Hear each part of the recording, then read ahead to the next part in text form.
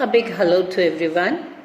I hope all my videos are reaching you, and it's not just sending you the videos. I want you people to go through it thoroughly and make the copy one long copy in which you should note down all the question answers. Please keep writing the question answers because they are going to help you out in your board exams or pre-boards. Everything should be there in a copy, okay? So today we are going to start with lesson number 2, Stories of Stolen Childhood. This is a story about a rag picker. 3-4 children, author Anees Jung has described here. These rag pickers do not have any other choice except for rag picking. Rag picking means कचरा उठाने वाले, कचरा बीनने वाले, उठाने वाले भी नहीं, बीनने वाले. Those who keep scrounging the heaps of garbage if they could get anything, the bottles, the bottle lids, anything which they can sell and take money for their livelihood. Okay, we start with the lesson. Why do you do this? I asked Sahib, whom I encounter every morning, scrounging the gold in the garbage dumps of my neighborhood. Sahib left his home long ago, set amidst the green fields of Dhaka. His home is not even a distant memory. There were many storms that swept away their fields and homes.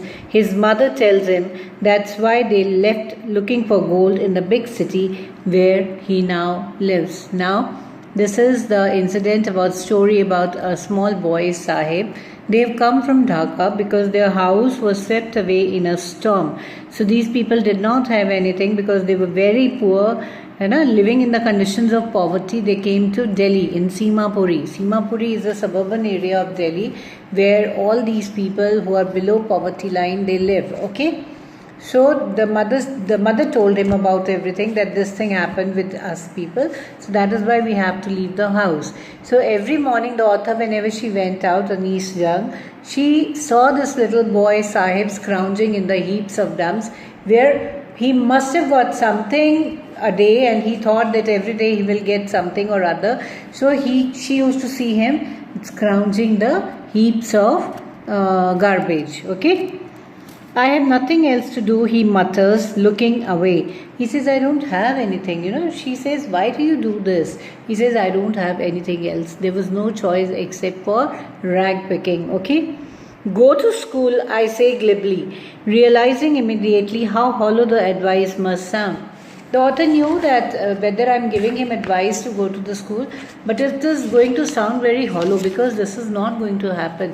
The government is not paying any attention towards the studies of these children, towards the education of these children. There is no school in my neighborhood. When they built one, I will go. If I start a school, will you come? I asked, half joking. Yes, he says, smilingly, broadly. What did the author tell him? That why don't you go to school? He says, there is no school in my neighborhood. So when the school will be there, when the school will be constructed, then I will definitely go to the school. The author jokingly said, if I make a school, then will you come? So he said yes, with a broad smile on his face. Okay. It takes longer to build a school, I say, embarrassed at having made a promise that was not meant. But promises like mine,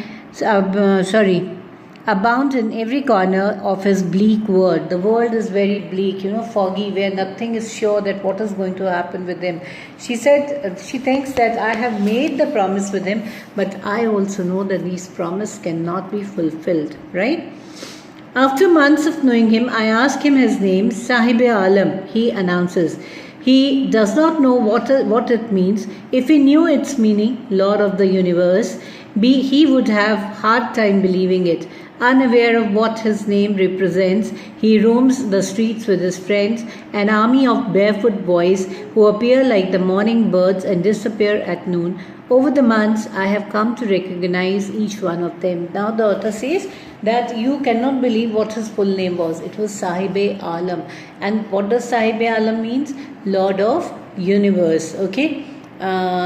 This King Akbar was also called as Sahib-e-Alam because he was the king, right?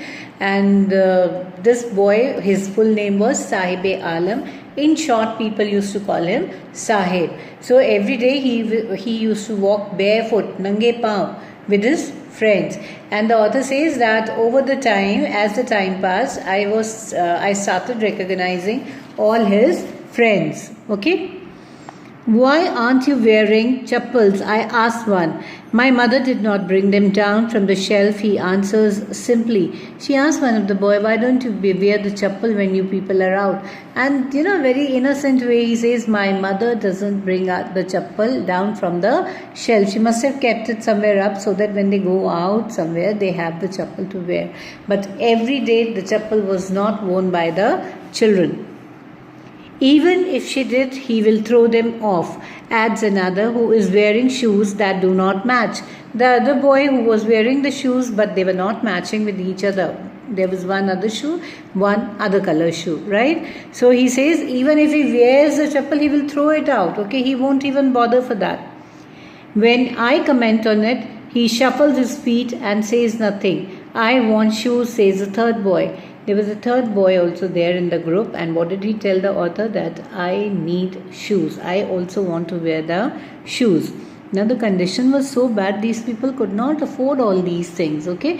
But desires are always there, you cannot fulfill every desire of every person. A third boy who has never owned a pair all his life. Traveling across the country, I have seen children walking barefoot in cities on village roads. It is not lack of money, but a tradition to stay barefoot is one explanation. The author tries to tell that one of the other boys, I have always seen these boys wandering around, roaming around without shoes. They were roaming around barefoot, okay, in the villages or on the roads or in the city. Everywhere the condition was same. Maybe this was their custom, okay, maybe this was the tradition to go barefoot, okay. Now, I wonder if this is only an excuse to explain away the perpetual state of poverty. Do you know what the author thinks? That maybe these people, they want to explain everybody that this is the poverty which we are facing. Going barefoot shows, to the people the condition of these people living below the poverty line. I hope you could understand the lesson. Please read it also. When you people are free, you can always go through the lesson once, and when I'll explain, you will understand it very easily. And if you don't understand, please call me and ask the questions on the phone also. Okay, thank you so much. Happy learning to all of you. Thank you.